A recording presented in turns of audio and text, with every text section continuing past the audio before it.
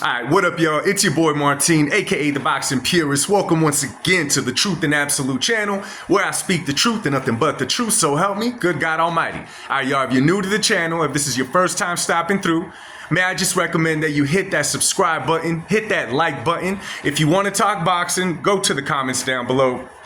We have a great time there. We leave the feelings at the door, all right? And we're not politicians. We don't do the race baiting and all that. We call boxing, okay? Regardless of their background, all right? So anyway, yo, let's jump right into this one. So it is reported now. Now, I heard the story yesterday, but I wanted to make sure it was true, so I waited till today, and guess what? It is true. Canelo versus Berlanga did 750,000 pay-per-view buys, all right, one, and it looks like they did 22 million at the gate, okay? If I'm not mistaken, across the way at the Sphere, they did 22 or 23 million at the gate.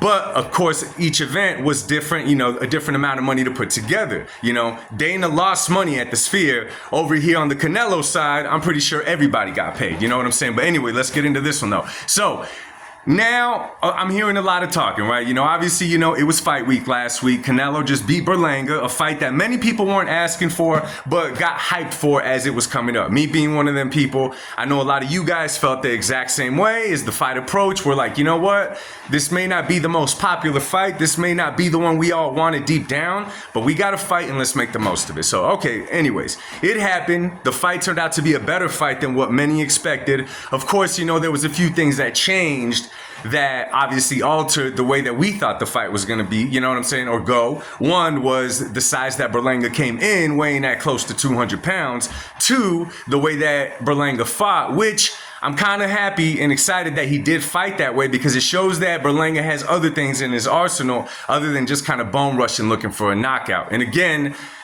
we'll blame, you know, the first 16 fights, first round knockouts for that. You know, I guess it could happen to any fighter. You get real trigger happy. But now what does this mean, right? Because now I'm reading articles. Of course, you got the Paulie Malignaggi's, the Chris Algieri's. I just read an article right now about Claressa Shields. And this is how this kind of sums up the state of mind when it comes to Canelo and Benavidez fight. For, in my personal opinion, I'm going to say the large majority of people that want that fight, okay?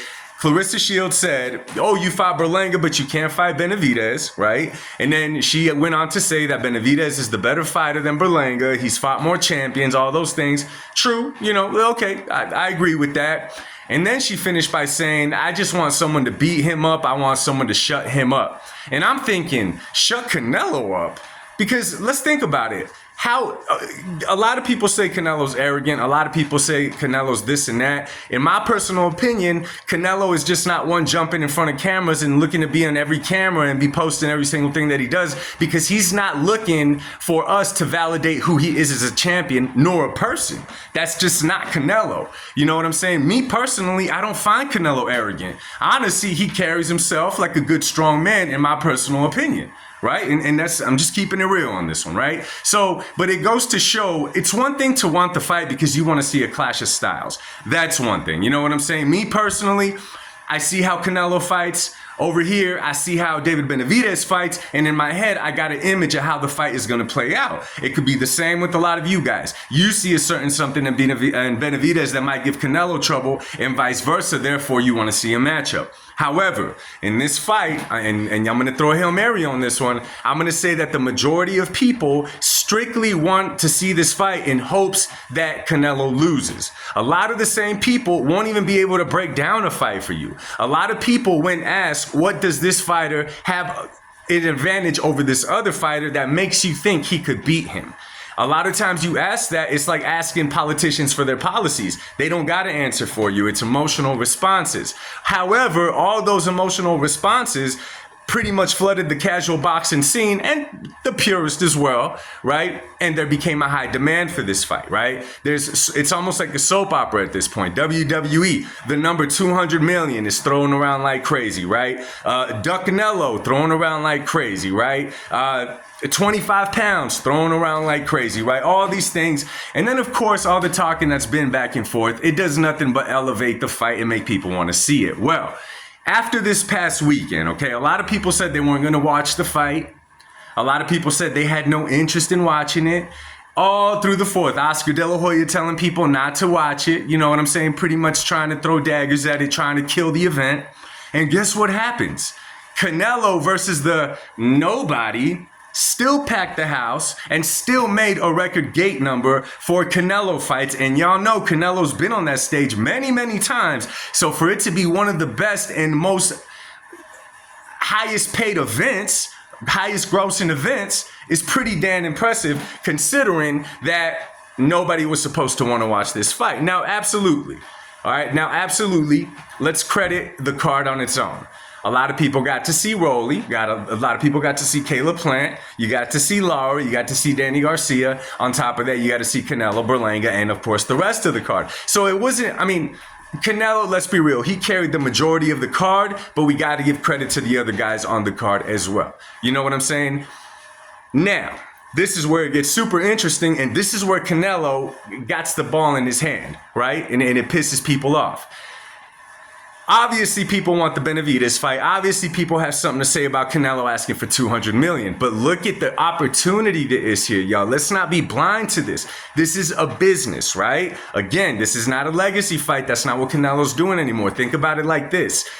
The man that comes over here from Saudi Arabia, Jive Turkey, comes over here and is throwing money around like crazy. He thinks that he could just go and throw money to any fight, and the biggest names, he could just throw money at them, and he's going to be able to make the fight he wants. However, Canelo is not like Oscar De La Hoya. Canelo's not acting like a Dana White, although he's UFC. He's not acting like Eddie Hearn. He's not acting like Bob Arum. He's acting like Canelo and standing on his own 2 feet and standing his ground.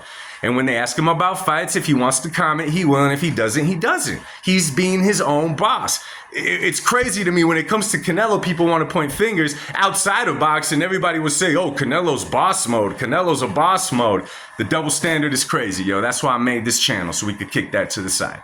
Anyway, so that is why Canelo's asking for $200 million, because it's very possible. Now, of course, Canelo demanding $200 million will probably put us at about $130 to order the pay-per-view. Of course, the tickets will be super, super expensive, right? It'd have to be something big. It'd have to be something huge, right? But nonetheless, Canelo has the pull to make that event happen, because the event that Turkish Al-Sheikh is hoping for, the big one that he is hoping for and hoping to make, has not quite happened yet, okay? He put that card together at BMO Stadium with Terrence Crawford versus Madrimov, leading that card, a concert. That was expensive event. That was a super expensive event. It didn't quite deliver how he wanted, right? He's put together a few of those. He put together this event for the UFC, and it still did not get him the bang that he's been waiting for, right? Canelo is the missing piece for him to be able to do that, right? Against the Crawford, against the Benavidez. I don't think it's going to happen with Crawford at this point. Who knows if it's even going to happen with Benavidez, because this is also, again, this is also a true factor. The longer this plays out, there's only one fighter, okay, that's undefeated that eventually will beat Canelo and every other boxer that's boxing right now. And his name is Father Undefeated Time. Father Time. And he does not let you know when he's coming. He does not give you a warning. He shows up to the ring when you least expect it, regardless of how good your training camp went, regardless of how mentally ready you are. Father Time shows up when you least expect it, and the older you get, right, the closer he gets to coming, all right? And I know we've seen fighters that have longevity in the sport because of the way they fought. Floyd Mayweather, Bernard Hopkins. There's a few of them that made it. You know what I'm saying? And Canelo has not taken a lot of punishment.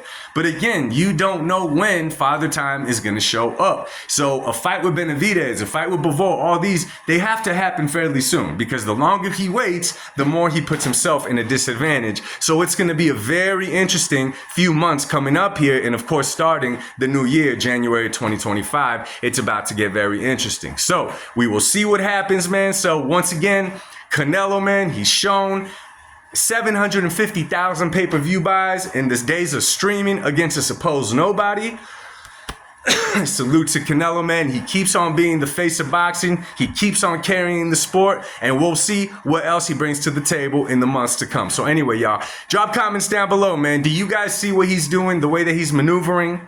okay? And to you guys that, you know, you may be Benavidez fans and you want Canelo, in your eyes, maybe he hasn't faced the opposition that you have wanted him to face through his career. Perhaps you think that he hasn't been tested the way that you want him to be tested. So my question to you is, looking at it from a business standpoint, having that much pull, and if you had the opportunity to do it, you're already a millionaire, you don't need the money, so it's not like you're taking a risk where you're going to stay empty at the end bankrupt. No. You have a chance to make a possible $150 to $200 million. There's zero risk because you're already rich. And whether or not you fight this guy, your legacy is established already. So now tell me now, would you not play that game and try to get the most money you can from it? Everybody should be saying yes. You know what I'm saying? Anyway, y'all, drop a comment down below, man. Let me know what y'all think of everything that's going on and the future of the sport coming up in the future months.